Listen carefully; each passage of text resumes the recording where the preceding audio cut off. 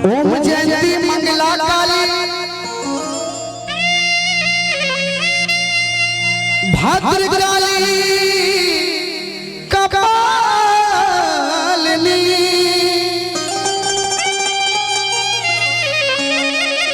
दुर्गे क्षमा शिवा धात्री स्वाहा सुधा नमस्तुते।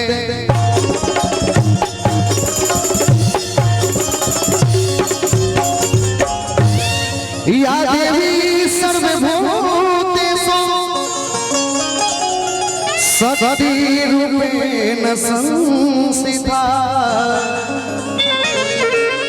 नमस्ते नमस्ते नमो नमः।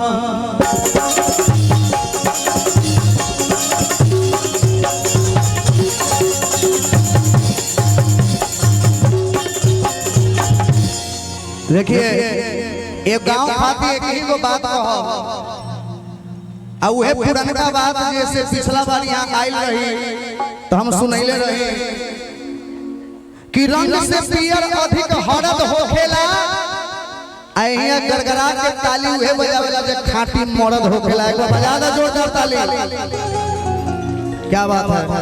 आज जिन्होंने ताली बजाया उनका धन्यवाद है, आज जिन्होंने नहीं बजाया उनका कोटि कोटि धन्यवाद है। अगला जन्म में बजाते रहिएगा। आइए बड़ा सुंदर कि जाने जाने में का कोई गलतियां रूपवा निहारे खाती छछने लखिया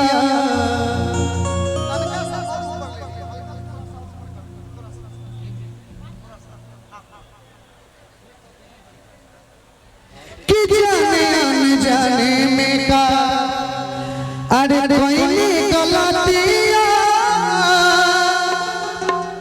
रूपवा निहारे खाती छछने लखिया कि करुणा के तू सागर हो ममता के भंडार हो कि हमारा के को अपने मुए माई कि हमारा के को अपने मुए माई। जो दुर्गा मैया के ओरिजिनल लाल है एक बार हाथ उठा लीजिए। जो खाटी लाल है वही उठाइएगा। दीपक भाई ओरिजिनल लाल उठाएगा, लाली नहीं। देखिए गलती नहीं थे, एक बार हाथवा नीचे करो। आजकल हर लड़की कहती है मैं तो अपनी पापा की पड़ी। ई लोग ई पापा की पड़ी इधरो पापा के मर्द के कह दो राजन भैया फोटो खिंचावे खातिर वो एकदम ऐसे खड़ा हो जाए। अच्छा कोनो मेहरारू पे कहो ना ना ई आप जानते हैं। देखिए ये दो सिनका में नहीं के पहले के गाना होत रहे। अच्छा पत्नी गावे पति खातिर कि भला है बुरा है अरे जैसा भी है मेरा पति मेरा देवता है। लेकिन आजकल का मेहरारू तोरा जैसन मारा दाके माथा के दारा दाके चूल्हे में झोंक दी। तो कौन कौन ऐसे पत्नी है जरा हाथ उठाइए। वाह देख लो ना ना गलती से उठ गए। देख लो माने अभी तीज बड़ा भूखल हुआ अभी से झोंके के तैयारी। पहले भजन हो जाएगा। उठाओ हाथ जे खाटी दुर्गा जी के लाल हाथ ऊपर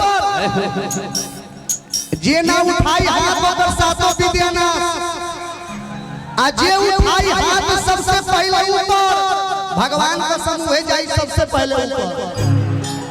अरे ऊपर का मतलब तरक्की के ऊपर उन्नति वाला। तो उठावा ताली बजा के बेटा के घरे कब आई मुए माई बेटा के घरे कब आई मुए माई के दिया के बाती दिनों रात जराइला।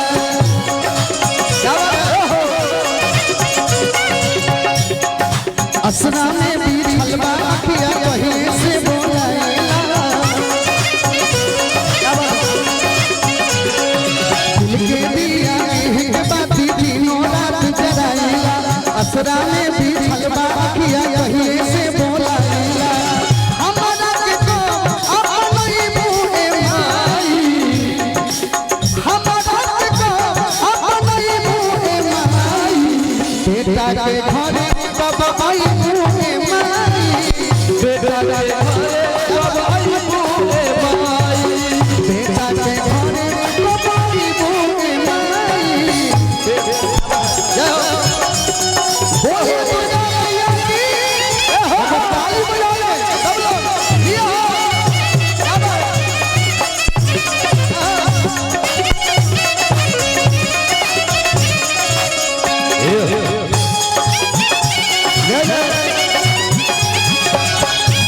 फुल परास वाला ताली बजाओ सब लोग हम गा दे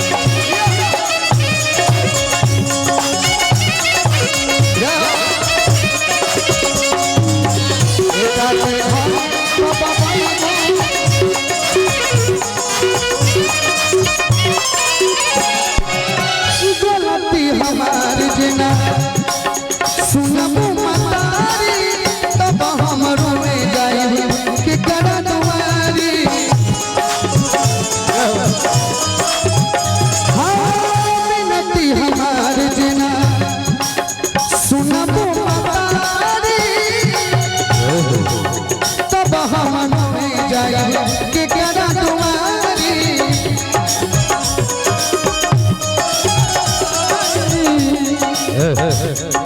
करुणा के तू सागर हो ममता के भंडार हो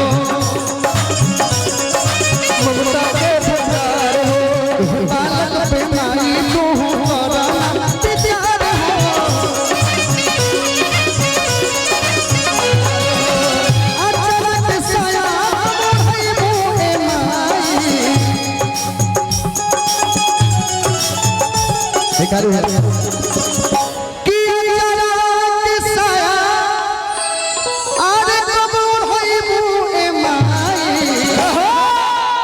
हम जाना तानी कि तू लोग 1-56 1-47 देख लेला हो तो बीच में भजन तारा लोग के अच्छा ना लगी लेकिन हमारा फर्ज रहला हम चाहब कि भजन के आखिरी लाइन बा एक बार हमारे जितने भी माता बहन एक बार आप लोग हाथ उठा लीजिए जे दुर्गा जी के बेटी बानी हाथ उठा ली आ जे दुर्गा जी के सास ननद बैठल बानी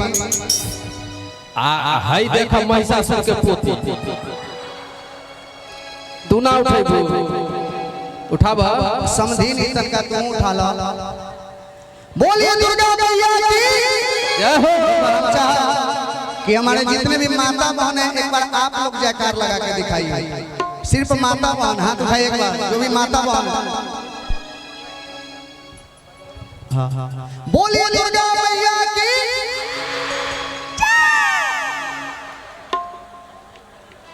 देखो शेर वाला जयकार में होखेला बोलिए हर हर इधरो कम नहीं खे देखिए आजकल इनकर दोष नहीं थे आजकल हर लड़की कहेगी कि लड़की क्या नहीं कर सकती है अच्छा हवाई जहाज उड़ा सकती है हेलीकॉप्टर उड़ा सकती है तनका जनरेटर के हैंडल देता नहीं तनका जनरेटर स्टार्ट करके दिखा दो आइए देख एक बार इधर से सब लोग एक भी हाथ छूट गया तो समझा दुर्गा मैया से नाता टूट गया जरा हाथ ऊपर एकदम सीधा आ ताली बजा के बेटा के घरे कब आई बेटा के घरे कब आई बेटा के घरे कब आई बेटा के घरे